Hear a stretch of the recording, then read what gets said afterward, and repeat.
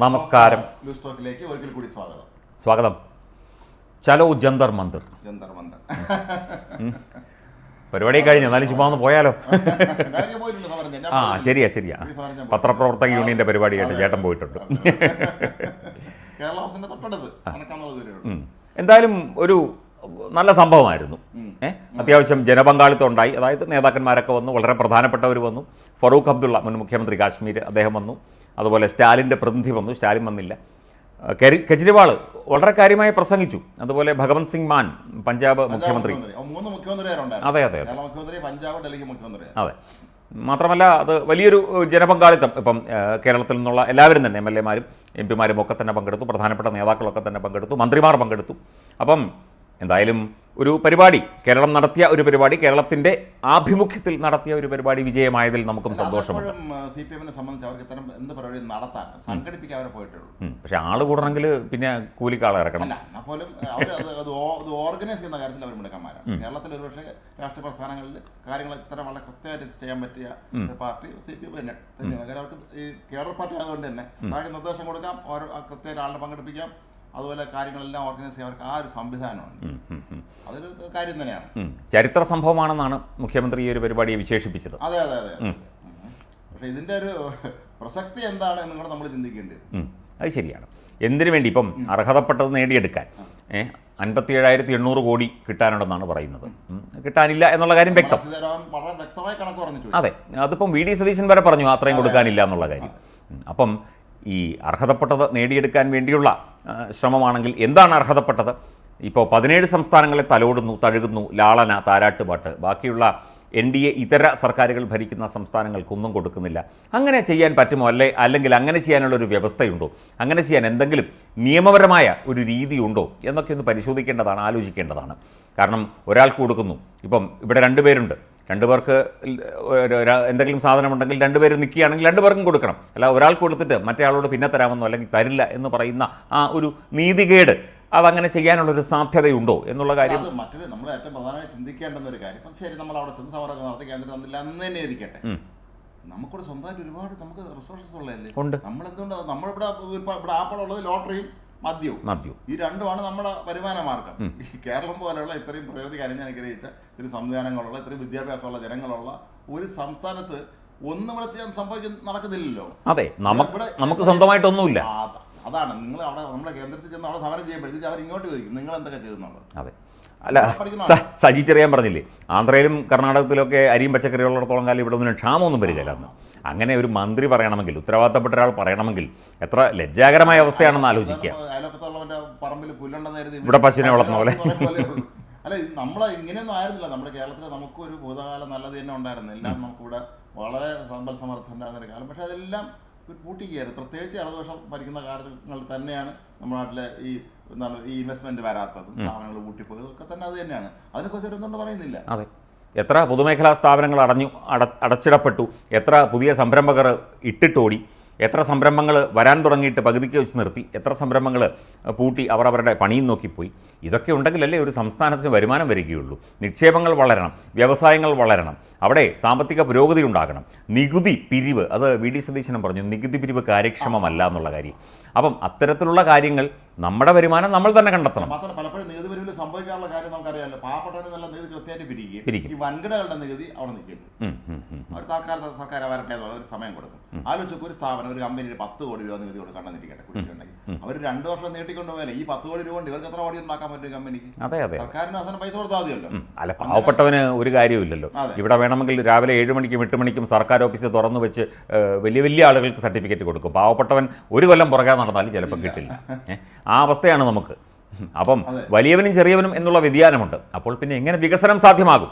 അടിസ്ഥാനപരമായി അത് സാധ്യമാകാനുള്ള ആ ഒരു സ്വാഭാവികമായ അന്തരീക്ഷം ഉണ്ടായിട്ടും അത് പ്രയോജനപ്പെടുത്താതെ ഇത്തരത്തിൽ കേന്ദ്രം തരണം എല്ലാം, അല്ലെങ്കിൽ കേന്ദ്രം തരാതെ കടമെടുക്കാൻ അനുവദിക്കാതെ ഞങ്ങൾക്ക് മുമ്പോട്ട് പോകാനാകില്ല എന്ന് പറയുന്നത് ഒരു സർക്കാർ സംവിധാനത്തിന്റെ പരാജയമായിട്ടേ കാണാൻ സാധിക്കും. ഈ സമരത്തിൽ വേറൊരു വിചിത്ര രസകരമായ കാര്യം കണ്ടത്, കോൺഗ്രസ് UDF അവർ ഇതിൽ പങ്കെടുക്കുന്നില്ല എന്ന് പറഞ്ഞു ക്ഷണിച്ചിരുന്നു. പക്ഷേ അവർ പങ്കെടുക്കുന്നില്ല എന്ന് നേരത്തെ അറിയിച്ചിരുന്നു. അതെ.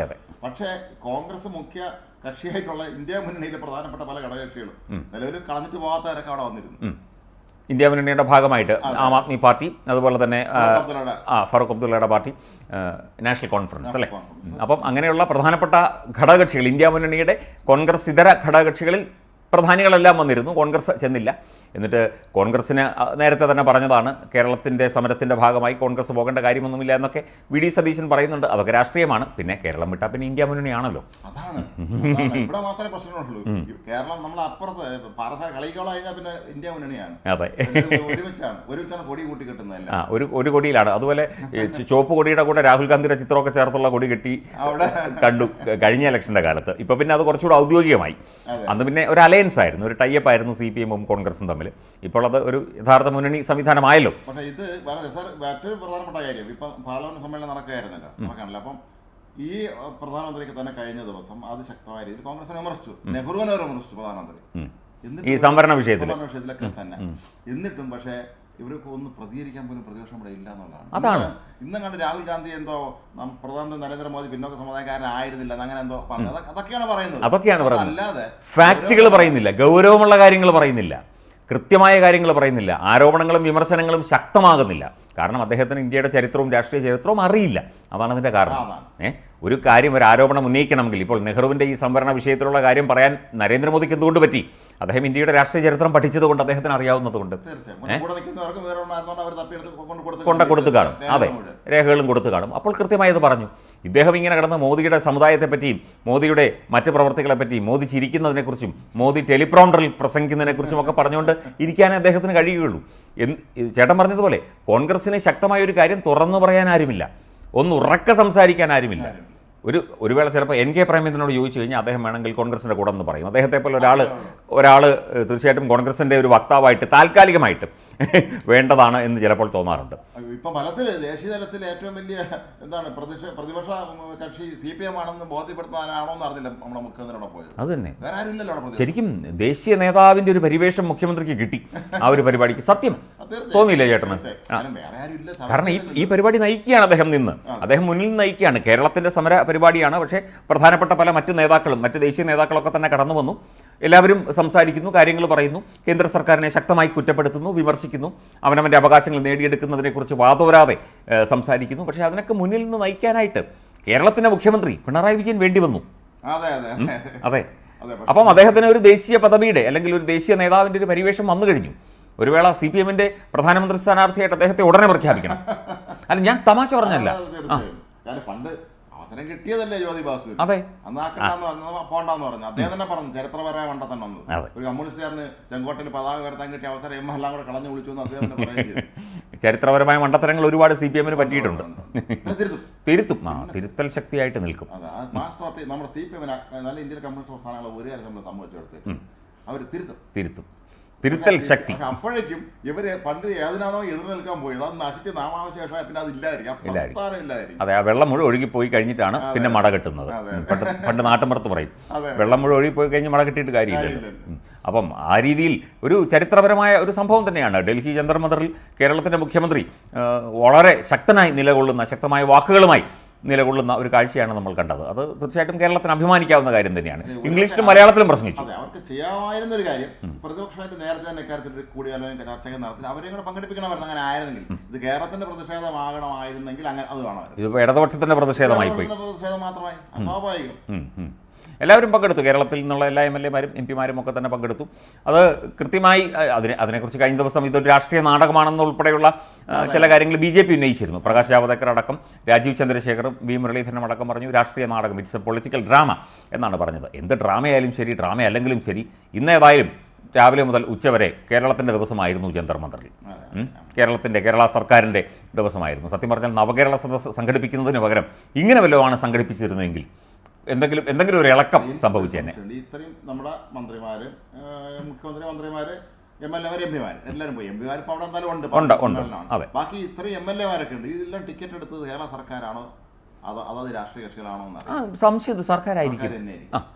ആയിക്കോട്ടെ, ഡൽഹി വരെയുള്ള ടിക്കറ്റ് അല്ലേ, എടുത്തോട്ടെ. എന്നാലും സംഭവം കളറാക്കി എന്നുള്ളതാണ്. അല്ല, ഇതുപോലെ നവകേരള സദസ്സിന് പകരം ഇതുപോലെ എന്തെങ്കിലും ഒരു സദസ്സോ കാര്യങ്ങളോ ഒക്കെ എല്ലാ മണ്ഡലങ്ങളിലും പ്രതിഷേധ യോഗം പോലെ അല്ലെങ്കിൽ ഒരു സമ്മേളനം പോലെ സംഘടിപ്പിച്ചിരുന്നുവെങ്കിൽ അത് വളരെ നന്നായി എനിക്ക് തോന്നുകയാണ്. മനസ്സിലാത്തൊരു കാര്യം, കഴിഞ്ഞ പ്രാവശ്യം പ്രധാനമന്ത്രി കേരളത്തിൽ വന്നപ്പോൾ കൊച്ചിയിൽ ഷിപ്പ് യാർഡ് നടന്ന ചടങ്ങിൽ വെച്ച് മുഖ്യമന്ത്രി നന്ദി പ്രകടിപ്പിച്ചു. കേരളത്തിന് അദ്ദേഹം പദ്ധതികൾ ഒരുപാട് നന്ദി പ്രകടിപ്പിച്ചു, പ്രധാനമന്ത്രിയെ അഭിനന്ദിച്ചു.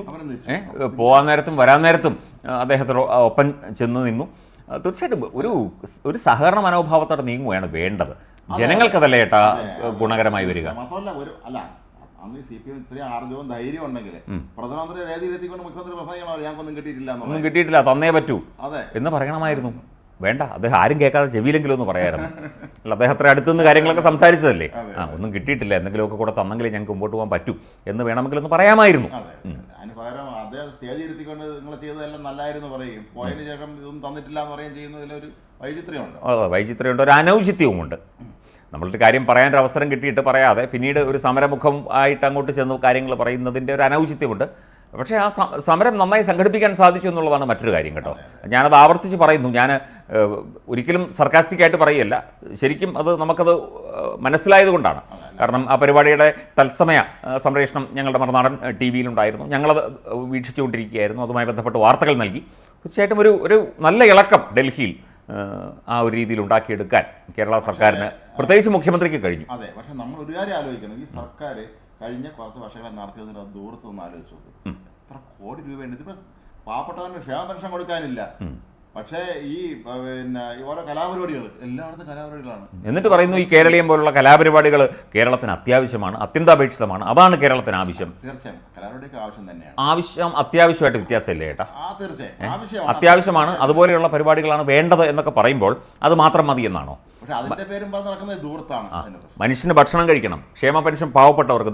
മറ്റൊരു വയോധികയായ സ്ത്രീ പൊന്നമ്മ എന്ന് പറഞ്ഞിട്ട് വണ്ടിപ്പെരിയാറിൽ, അവർ 90-കാരിയാണ്. അവർക്ക് ക്ഷേമ പെൻഷൻ കിട്ടിയിട്ട് 6 മാസമായി. കസേരയിട്ട് അവർ വഴിയിലിരുന്നു, വയ്യാത്ത വൃദ്ധ. പിന്നെ അവരുടെ മകനും ഉണ്ടായിരുന്നു കൂടെ. പിന്നെ വണ്ടിപ്പെരിയാർ പോലീസ് എത്തി അവരെ അനുനയിപ്പിച്ച് അകത്തേക്ക് കൊണ്ടുപോകുമായിരുന്നു. അവർ വയ്യാത്തൊരു രോഗിയാണ്, അവർക്ക് പെൻഷൻ കിട്ടിയിട്ട് മാസങ്ങളായി. അവർക്ക് ജീവിക്കാൻ വേറെ മാർഗ്ഗമില്ല. അവരുടെ വീടൊക്കെ നമ്മൾ കണ്ടിട്ടില്ലേ?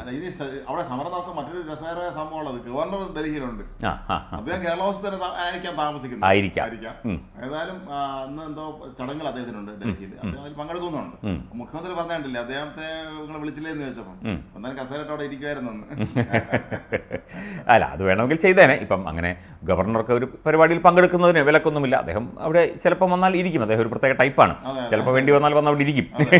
അല്ല, ഞാൻ പറയുന്നത് അത് എപ്പോഴും അങ്ങനെ ആയിരിക്കണം. നമ്മൾ മുമ്പൊരിക്കൽ ഈ ലൂസ്റ്റോക്കിൽ ഈയിടയ്ക്ക് അത് പറഞ്ഞാണെന്ന് തോന്നുന്നത്. പണ്ട് AKG നിരാഹാരം കിടന്നപ്പോഴും അന്ന് അവിടെ ആഭ്യന്തരമന്ത്രി എന്ന PT ചാക്കോ നേരിട്ട് അവിടെ ചെന്നു.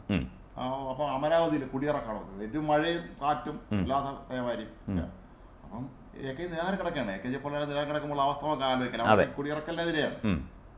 അപ്പോൾ അദ്ദേഹം സംസ്ഥാന ആഭ്യന്തരമന്ത്രി PT ചാക്കോ എത്ര ശക്തനായ ആളാണ്. അദ്ദേഹം അവിടെ ചെന്നു, അതിൽ നിന്നും AKG കാര്യങ്ങൾ സംസാരിച്ചു.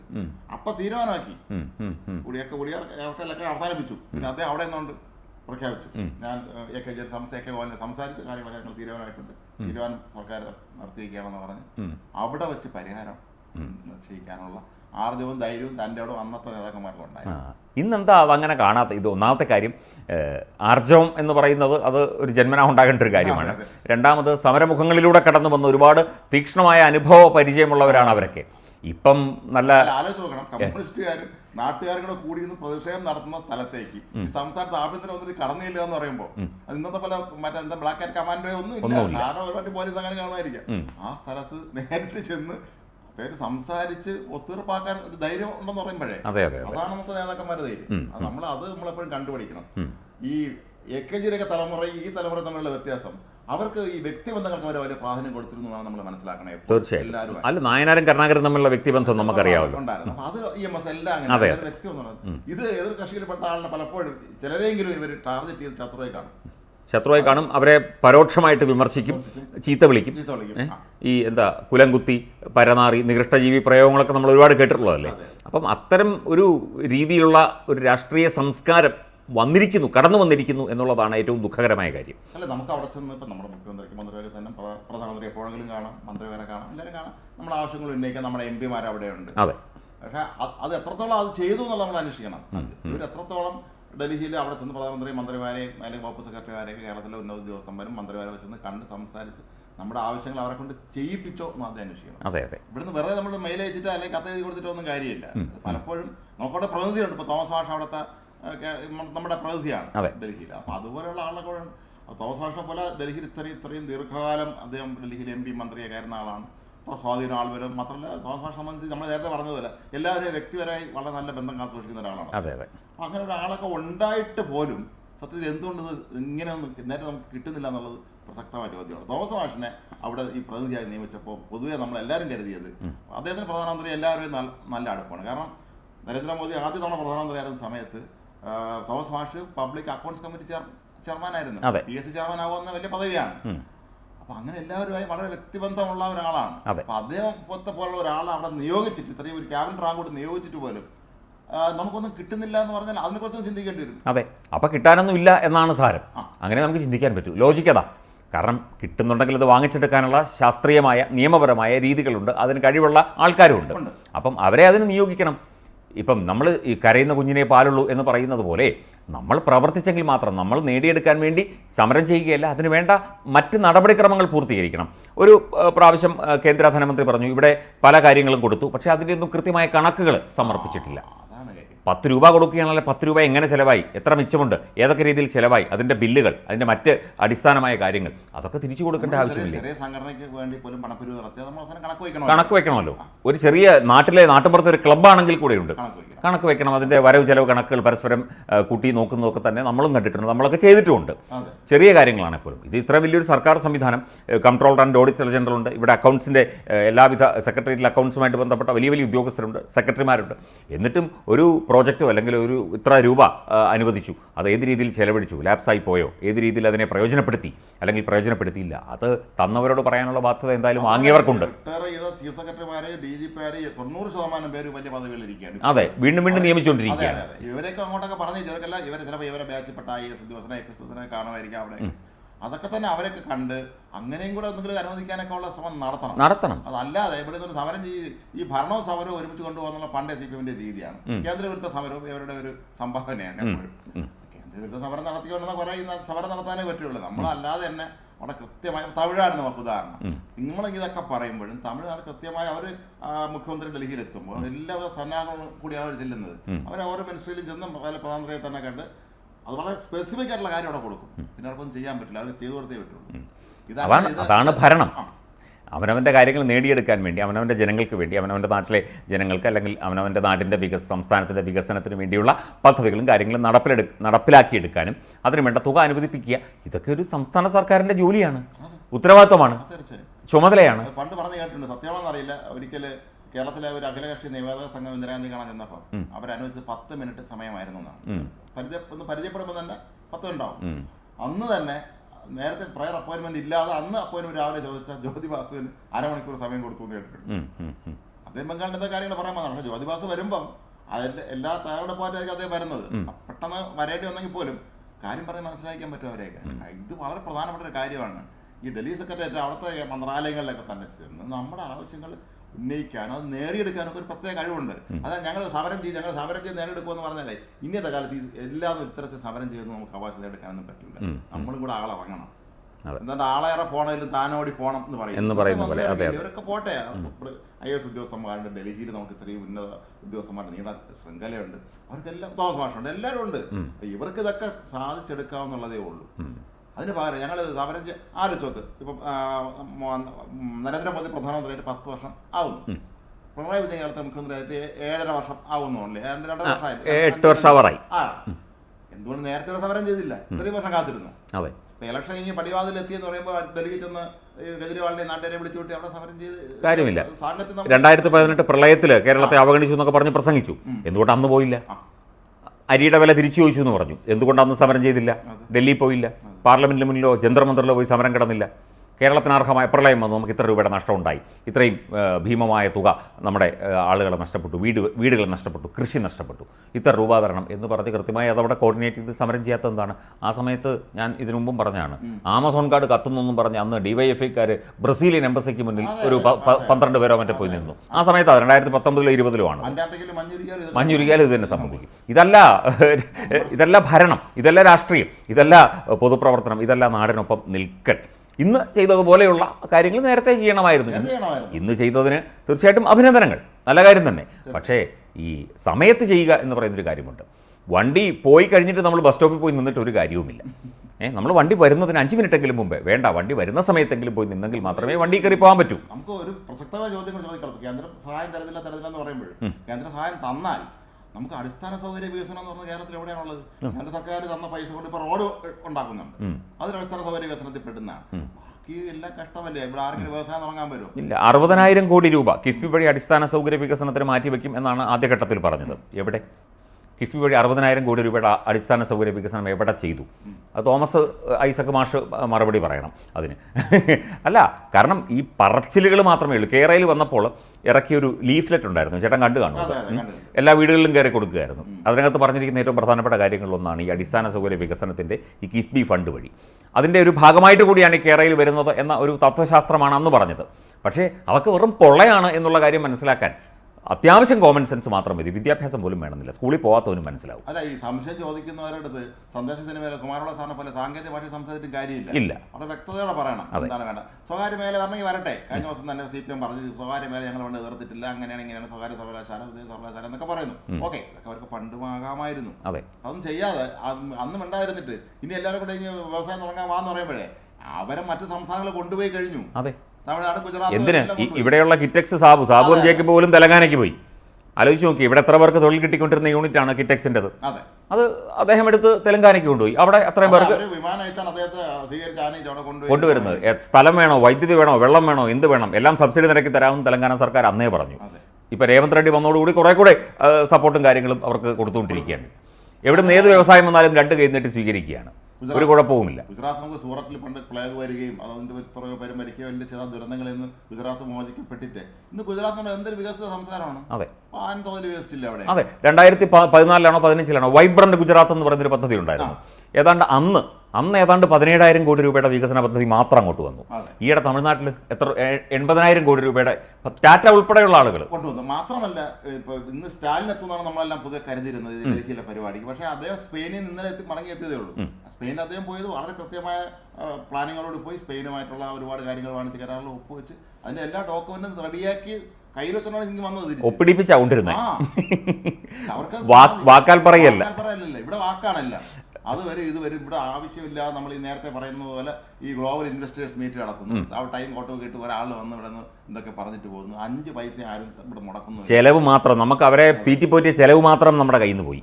ഒരു ഗുണവുമില്ല. അത് ചിലപ്പോൾ ഈ വിദേശ വ്യവസായികൾ ചിലപ്പോൾ അവർക്ക് താല്പര്യം കാണും. പക്ഷെ ഇവിടെ വരുമ്പോൾ അവരുടെ ബന്ധുക്കൾ ചിലപ്പോൾ തടയും. വെറുതെ നീ തല്ല് വാങ്ങിക്കാൻ എന്തിനാണ് ഇങ്ങോട്ട് വരണം, അല്ലെങ്കിൽ വെറുതെ കഴിക്കുന്ന കാശ് കളയാതെ ഇത് വല്ല കർണാടകത്തിലോ പിന്നെ ഗുജറാത്തിലോ തമിഴ്നാട്ടിലോ കൊണ്ടുപോകുന്നു പറഞ്ഞു വിടും. അങ്ങനെയാണ് നമുക്ക് നേരത്തെ പറഞ്ഞതുപോലെ നമ്മുടെ റവന്യൂ ഇല്ലാതാകുന്നത്. അങ്ങനെയാണ് നമ്മളുടെ ആ ഒരു സിസ്റ്റമാണ് മാറേണ്ടത്, ആ ക്രമമാണ് മാറേണ്ടത്, ആ പ്രവർത്തനമാണ് മാറേണ്ടത്. സമരങ്ങളൊക്കെ നല്ലത് തന്നെ. ആവശ്യങ്ങൾ നേടിയെടുക്കാനായി സമരം ചെയ്ത ചരിത്രം CPM-ന് ഇടതുപക്ഷത്തിനുണ്ട്. സമരങ്ങൾ വിജയിപ്പിച്ച ചരിത്രവുമുണ്ട്. ആ സമര ചരിത്രവും സമര പോരാട്ടങ്ങളൊക്കെ തന്നെ തീർച്ചയായിട്ടും അഭിനന്ദിക്കുന്നു. അതൊക്കെ സമരമുഖങ്ങളിലൂടെ തന്നെ കടന്നു വന്ന ധാരാളം നേതാക്കന്മാരെ നമുക്കറിയാം. ഇന്നത്തെ സമരവും തീർച്ചയായിട്ടും അത് ജനകീയ സമരത്തിൻ്റെ ഒരു ഭാഗമായി വേണമെങ്കിൽ നമുക്ക് കണക്ക് കൂട്ടാം. പക്ഷേ അതിൻ്റെ ആത്മാർത്ഥത നമ്മൾ ഇപ്പോഴും ചോദ്യം ചെയ്യുന്നുണ്ട്. കറക്റ്റ്. അതിൻ്റെ ആത്മാർത്ഥതയെ, അതിൻ്റെ ധാർമ്മികതയെ, അതിൻ്റെ യാഥാർത്ഥ്യത്തെ തീർച്ചയായിട്ടും ജനങ്ങൾ സംശയത്തോടു കൂടി നോക്കി പോകും. അങ്ങനെയാണ് നമ്മുടെ അനുഭവം. അതാണ്. അതെ, ഇതിന് ഉത്തരം പറയേണ്ടത് സംസ്ഥാന സർക്കാരാണ്. കാരണം ഖജനാവിലെ പണമെടുത്ത് തന്നെയാണ് ഇത്രയും പേര് ഡൽഹിയിൽ പോയി സർക്കാർ ചെലവിൽ ഇത്രയും വലിയൊരു സമരം നടത്തിയിരിക്കുന്നത്. അപ്പോൾ അത് സത്യത്തിൽ കേരളത്തിലെ പൗരം കൊടുക്കുന്ന നികുതി പണത്തിൽ നിന്ന് തന്നെയാണ് ഇവർ പോയിരിക്കുന്നത്. അതുകൊണ്ട് തന്നെ ഇതിനെക്കുറിച്ചുള്ള കൃത്യമായ ഒരു വിശദീകരണം ഈ സമരം നടത്തിയിട്ട് എന്തെങ്കിലും പ്രയോജനം ഉണ്ടായോ എന്നുള്ളത് അടുത്തൊരു 3 മാസത്തിനകം തെരഞ്ഞെടുപ്പ് വരുന്നതിന് മുമ്പ് ജനങ്ങളെ അറിയിക്കുന്നത് നന്നായിരിക്കും. നമസ്കാരം.